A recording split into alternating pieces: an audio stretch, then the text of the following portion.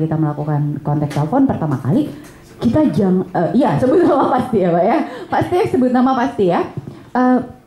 Satu hal yang perlu diperhatikan adalah jangan berusaha menjelaskan banyak hal di telepon. Karena nanti bumerang buat kita teman-teman. Jangan berusaha untuk menjelaskan banyak hal. Kalau tadi Bu Yeye insist atau memaksa untuk perencanaan apa ya? Nah, Ibu tertarik, makanya saya mau mampir ke tempat Ibu. Boleh ya? Senin atau Selasa saya akan hadir di sana. Saya jamin saya akan ceritakan semuanya mengenai konsep ini. Oke? Ya, gitu. Jadi pastikan bahwa Anda tidak membahas banyak sekali mengenai hal-hal yang mau kita bicarakan di telepon. Nanti jadi bumerang tuh teman-teman. Udah deh nggak perlu ketemu di telepon aja. Dan iya, bisa nggak tanda tangan SPAJ lewat telepon? Nggak bisa, gitu ya? Oke, sekali lagi tepuk tangan untuk Anda semuanya. Yeah. Oke, sekarang kita masuk. Tadi kan udah telepon, ceritanya janji temu nih. Otomatis begitu ketemu, begitu hari yang ditentukannya tiba, nextnya apa Fit? Udah dapat janji temu ya ketemu. Tapi ketemunya mau ngomongin apa? Konsepnya sama lagi. No. Konsep yang akan kita lakukan di sini adalah sedikit berbeda. Berbeda dengan apa yang sudah teman-teman lakukan sebelumnya. Kenapa? Di sini kita create sebuah needs atau kita create sebuah kebutuhan. Kita bangun sebuah kebutuhan yang mungkin orang-orang tersebut belum menyadari dengan pasti bahwa mereka sesungguhnya punya kebutuhan. Kalau kita bicara life stages atau siklus hidup, tingkatan kehidupan mulai dari anak kecil, balita gitu ya, kemudian dia usia sekolah, remaja, usia dewasa awal, orang tua awal, kemudian menjadi orang tua dewasa sampai akhirnya punya cucu dan lain sebagainya, itu yang dinamakan siklus kehidupan, life stages.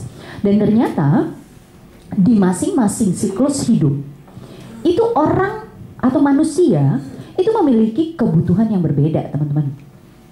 Saya mau tanya, kalau anak kecil kebutuhannya apa? Neneng, gitu ya, mimi susu, mimi cucu, bun mau susu. Susu, oh, susu apa Pak? Susu aja.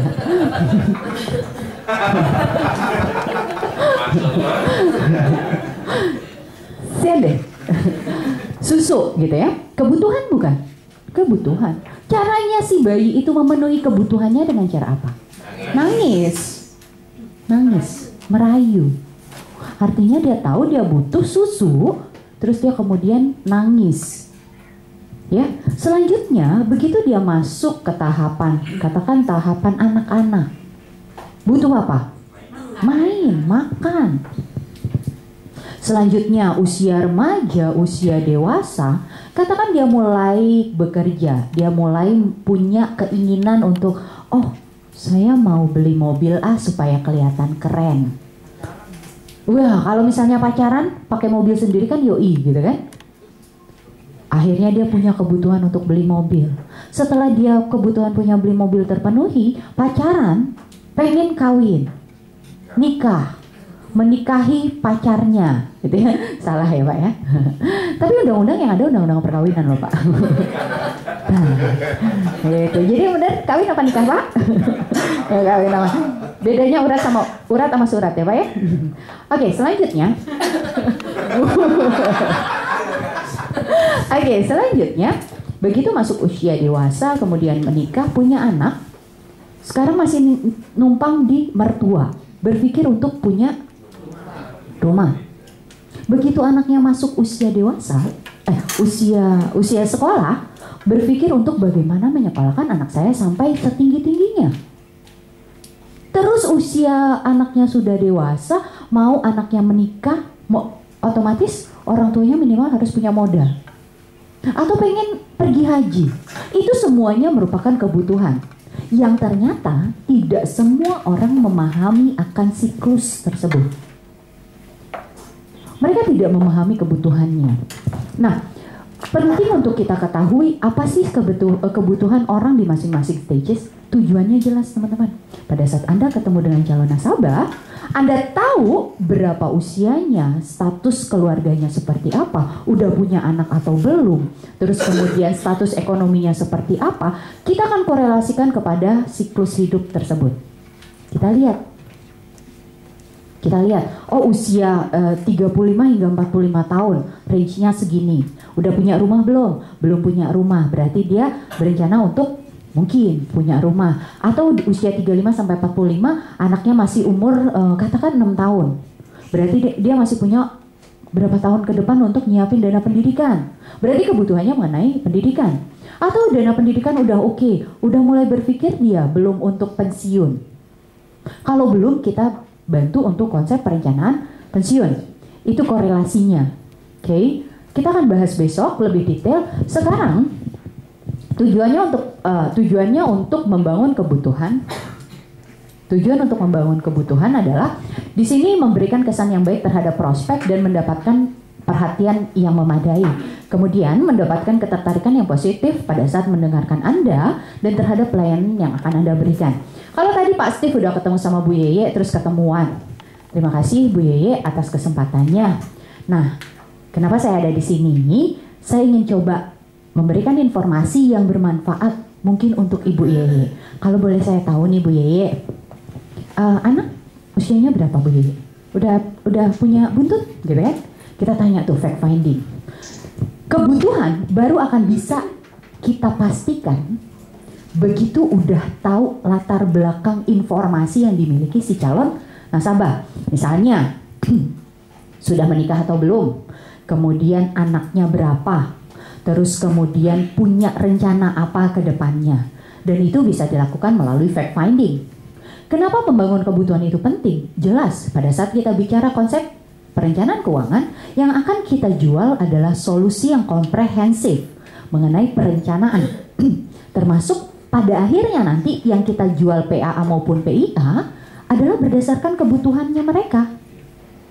Jadi nanti matching tuh kebutuhannya apa, mereka komit bayar preminya berapa, dan manfaat apa yang bisa mereka dapatkan dari situ.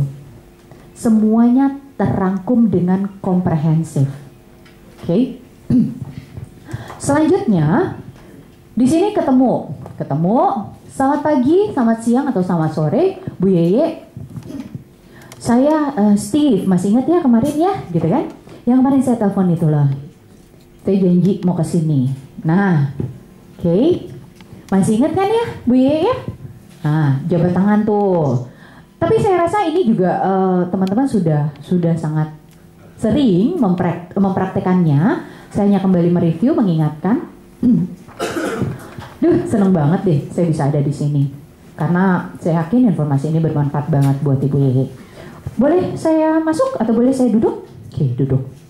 Nanti dilihat tuh ice breaking. Kembali tadi saya sampaikan bahwa ada orang-orang tertentu yang lebih senang straight to the point, ngomongnya langsung. Tapi ada juga orang-orang yang ini kok ya datang-datang minta duduk terus langsung ngomong, gak ada basa-basinya. Ada yang suka yang kayak begitu juga?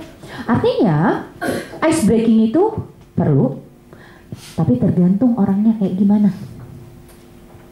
Kalau misalnya tipikal orangnya yang biasanya orang-orang yang agak senang berkomunikasi, ada baiknya kita ada ice breaking. Tapi kalau orang-orang tertentu kayak misalnya, iya ada perlu apa? Oke, kapan? Oke, ya udah. Saya nggak bisa hari itu. Besok, lusanya aja gimana? Ya udah, oke. Saya tunggu ya. Jangan telat. Kira-kira perlu nggak ice breaking begitu ketemu? No. Tapi kalau orang yang agak cenderung senang bersosialisasi, gitu ya, teman-teman, sedikit ice breaking, oke. Tapi ice breakingnya juga jangan kelebayan, lebay banget gitu ya. Saking tahu ini orang hobi banget bola, bela-belain malamnya nonton bola sampai pagi. Iya, plus udah gitu kesiangan, nggak jadi. Nah, ice breaking prinsipnya penting. Tujuannya buat apa? Ice breaking itu untuk menyamakan positioning. Kadang-kadang kan kalau kita ketemu calon nasabah, terus nasabahnya nasabahnya punya level yang tinggi, biasanya dia udah naruh positioning langsung tinggi gitu. Bener ya teman-teman? Dia udah punya standar. Secara psikologis itu berpengaruh ke kita sebagai calon pemberi informasi. Nah, fungsinya ice breaking itu tuh supaya kita memiliki perasaan bahwa kita punya level yang sama. Oke. Mungkin tadi teman-teman lihat di awal saya ada ice breaking, kemudian dimulai sesi kedua juga saya ada ice breaking. Tujuannya jelas, saya mau bangun suasana. Itu juga penting buat teman-teman lakukan untuk membangun suasana sehingga proses penyampaian informasi pada akhirnya nanti akan berjalan dengan baik. Gitu ya. Terus ice breakingnya pakai apa, Fik? Pakai chicken dance. Nenek gitu kan, joget-joget. Ice breakingnya gimana kira-kira? Tergantung hobinya, tergantung kesukaannya. Yes. Hobi, kesukaannya. Terus apa lagi Bu Dewi? Saya sudut pandang aja. Belajar dari orang. Biasanya kabar anak. Kalau di situ kita lihat pastiin ada gambar foto anak. Biasanya kan kalau di kantor orang tua pajang foto anak gitu ya. Terus apalagi? Kerjaan boleh ice breaking. Terus apalagi kira-kira? Hobi. Biasanya kalau di ruangan kerja tertentu ada tuh hobi-hobi baca buku ditaruh di rak gitu kan. Terus apa lagi? Apa? Banyak gitu ya. Ya, banyak sekali yang bisa teman-teman lihat. Lihat lingkungannya, sekelilingnya seperti apa, ada nggak yang bisa kita bahas? Tapi jangan sampai minta waktunya 15 menit, ice breakingnya 10 menit setengah. Pakai 10 menit setengah. Ujung-ujungnya malah ngebahas ice breakingnya, gosipnya gitu ya. Iya, kenalannya lupa malah ya. Akuanya habis belum pulang. Oh, akuanya habis belum kenalan. Nih, ini juga udah mau habis nih kayaknya. Terus contohnya, wah senang sekali ya bisa ketemu sama Bu Yeye. Sepertinya Bu Yeye senang banget nih dengerin musik ya, Bu Yeye. Bener ya? Oh, tadi dengerin musik sambil kerja. Tapi emang sih bener ya, kalau lagi stres dengerin musik tuh enak banget, gitu ya.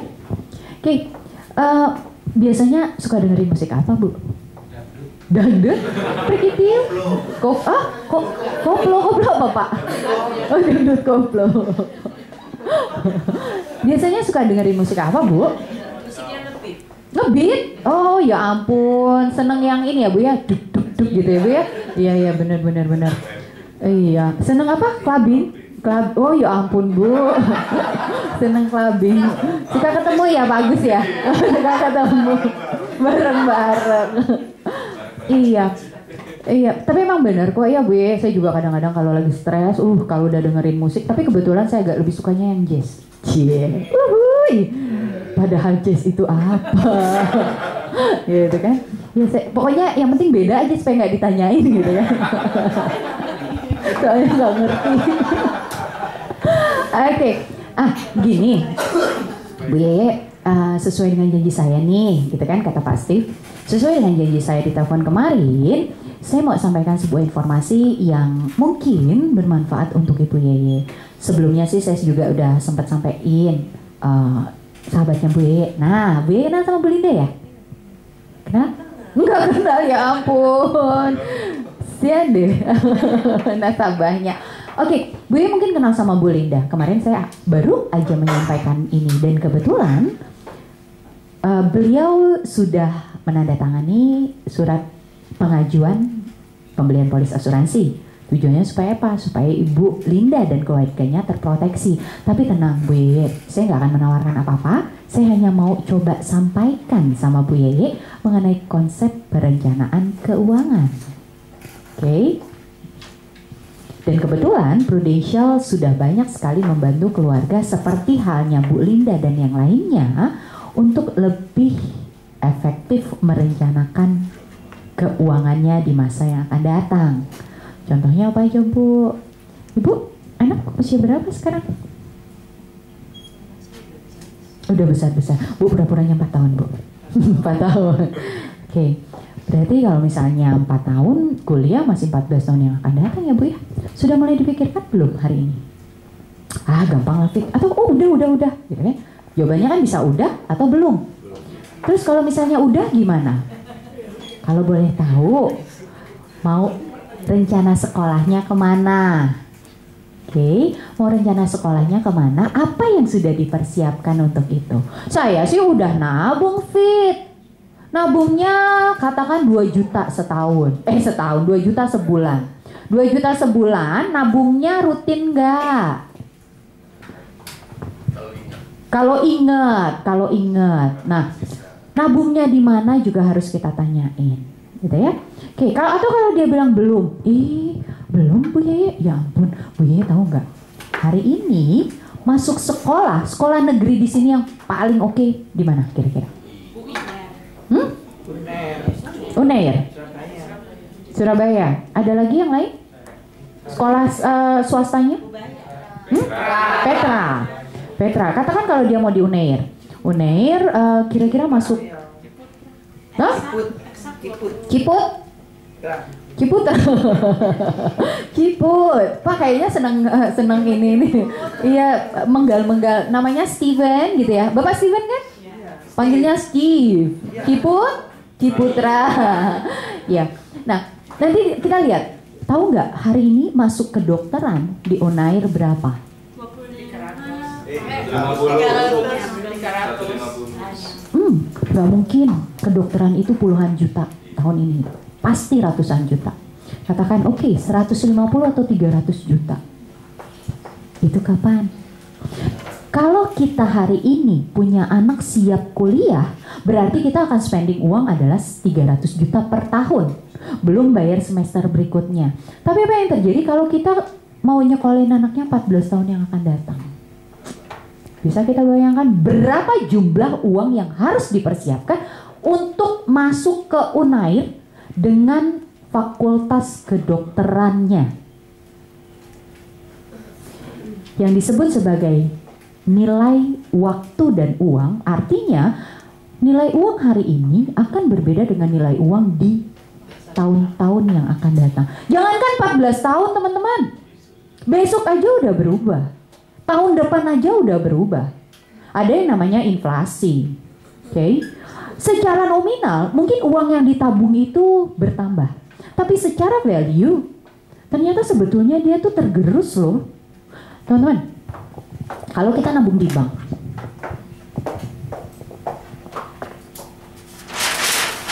kita nabung di bank 100 juta. Bunga berapa persen sih?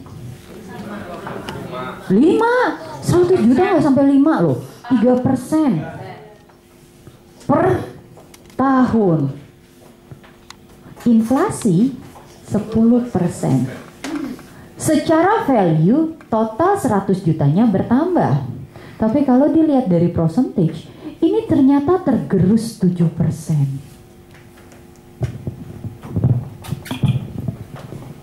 Pertanyaannya, mereka tahu nggak itu?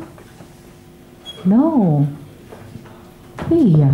Nah, pada saat Anda sudah mulai memikirkan konsep tersebut, sampaikan itu sama nasabah Anda. Oke. Tadi udah jelas ya Bu ya? Kalau misalnya sekolah gitu. Sekolah berapa ratus juta nih sekarang. Tapi kalau kita nggak mikirin dari sekarang, nabung dari sekarang, pastinya di 14 tahun itu akan menjadi sebuah masalah. Karena kenapa? Dalam waktu yang relatif singkat, kita harus menyiapkan uang dalam jumlah yang banyak. Oke, selanjutnya, tapi nggak apa-apa Bu. Di sini saya cuma sekadar untuk sampaikan aja bahwa ini benar-benar penting untuk kita pikirkan dari sekarang, supaya nanti kita nggak telat nih. Nah, sebelumnya Ibu udah pernah dengar mengenai Prudential? Udah ya? Kalau boleh tahu dengar dari mana Bu? Di iklan, iya benar-benar. Tapi memang iya kok, perusahaan kita memang lagi gencar-gencarnya beriklan. Karena perusahaan kami juga menyadari pentingnya konsep ini untuk seluruh masyarakat Indonesia. Oke. Nah, Prudential sendiri untuk Ibu ketahui lebih lanjut, kita adalah perusahaan dari Inggris gitu ya, yang sudah berdiri lumayan lama, sekitar 160 tahun. Jadi artinya kalau bicara mengenai kemampuan, kredibilitas dan lain sebagainya, itu nggak usah ragu karena kita sudah terbukti nih, ya, gitu ya Bu ya. Nah, kembali bicara mengenai konsep perencanaan keuangan. Ini sebetulnya adalah cara kita dalam menyampaikan kebutuhan jangka panjang yang berkaitan dengan keuangan, seperti menyiapkan biaya pendidikan. Tuh. Terus kemudian biaya kehidupan setelah pensiun, membangun bisnis, mempercepat pembayaran KPR, atau lainnya termasuk untuk mempersiapkan bila resiko kehidupan terjadi kepada diri kita, misalnya sakit atau meninggal. Nah, konsep perencanaan keuangan yang mau disampaikan seperti itu teman-teman. Oke, ini baru sales stock-nya. Intinya sendiri adalah lebih banyak bicara mengenai perhitungan. Oke. Nanti di sesi terakhir saya akan kasih intip sedikit apa yang mau kita bahas besok, boleh ya, supaya teman-teman juga bisa nge-review dulu di rumah seperti apa, sehingga begitu masuk di sini nggak melongo. Karena ini jujur nih ya teman-teman ya, pada saat saya pertama kali ikut ke dalam sesi training-training seperti ini, yang isinya hitung-hitungan, itu sampai enek-enek teman-teman, beneran, sampai enek banget gitu. Nah, supaya teman-teman nanti nggak jet lag banget, di rumah dibuka-buka. Jadi besok kita tinggal gampang, gitu ya, tinggal ngikutinnya lebih mudah. Nah, selanjutnya fact finding. Saya yakin Bapak Ibu telah memikirkan atau bahkan mempersiapkan perencanaan untuk berbagai kebutuhan jangka panjang. Boleh saya tahu yang mana yang menjadi fokus utama bagi Bapak Ibu pada perencanaan keuangan? Persiapan yang sudah dilakukan apa? Senang sekali Bapak Ibu telah mulai memikirkan dan mempersiapkannya. Bagaimana bentuk persiapan yang telah dilakukan? Apakah menabung, berinvestasi atau lainnya? Apakah menurut Bapak Ibu hal tersebut sudah memadai atau belum? Oke, teman-teman, saya pengen konsep yang tadi dari 1 sampai dengan 7, teman-teman berpasangan, ya, teman-teman berpasangan, cari temennya satu-satu, terus role play masing-masing dulu. Saya mau kasih waktu sekitar 10 menit untuk role play, gali kebutuhannya seperti apa. Hari ini kita banyak role play, iya, karena ini basic banget, kembali mengingatkan buat teman-teman. Oke? Saya mau 10 menit teman-teman cari pasangannya. Pak Andri, pasangannya dicari silahkan. Katanya suka tantangan baru. Oh iya tetap. Oh udah ya. Oke, saya kasih waktu 10 menit untuk teman-teman berpasangan, role play. Nanti kembali saya minta nih dari awal. Tuh, pakai kalimat ini, tapi bisa dicari inovasi-inovasi baru seperti apa, tapi prinsipnya konsepnya iya. Setelah ini yuk tuh kita lihat ya dari awal perkenalan, kemudian ice breaking, pembukaannya seperti apa, terus kemudian ngomongin company profile sedikit, terus masuk ke dalam konsep perencanaan keuangan, fact finding, sama persiapan yang sudah dilakukan. Oke? Yang mana? 4. Company profile. Oke, siap. Selamat pagi atau selamat siang atau selamat sore Bu Yeye. Saya dengan Vita yang kemarin kita udah telepon, janjian di telepon, masih ingat ya Bu Yeye ya? Iya, oke Bu Yeye. Apa kabar nih? Oke, baik. Nih kebetulan kartu nama saya. Gimana Bu Yeye? Kan ceritanya di kantor. Sibuk banget nih kayaknya. Ganggu nggak? Ganggu sih, tapi nggak apa-apa Bu Yeye. Sebentar aja kok. 10 menit, nggak lebih ya. Boleh saya duduk Bu Yeye?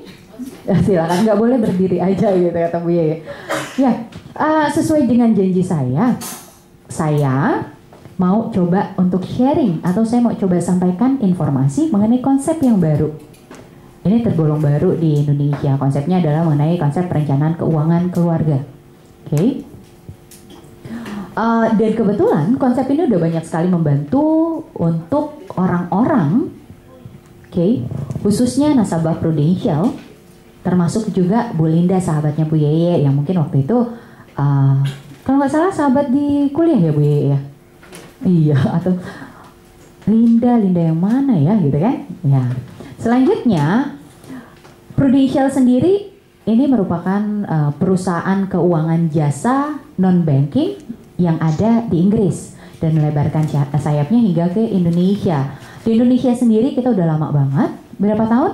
15 tahun, kurang lebih.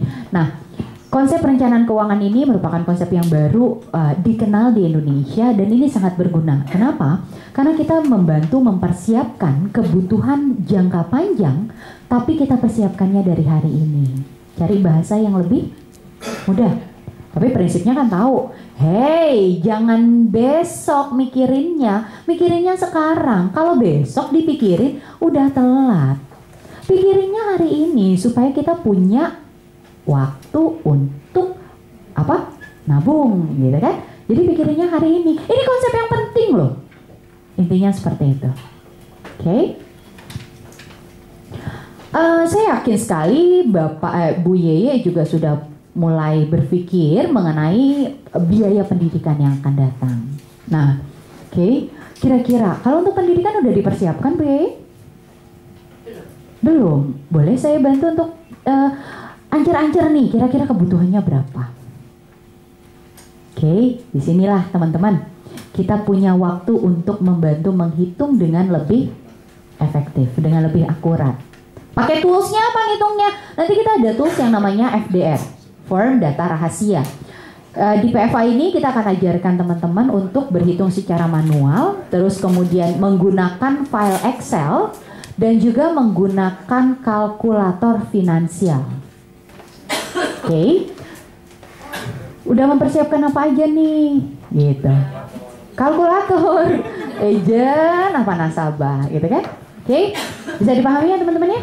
Flow-nya itu aja. 7 flow itu saya pengen teman-teman latih.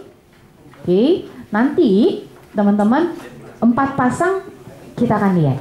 Oke. Saya kasih waktu 10 menit dari sekarang. Boleh? Oke. Silakan 10 menit dari sekarang.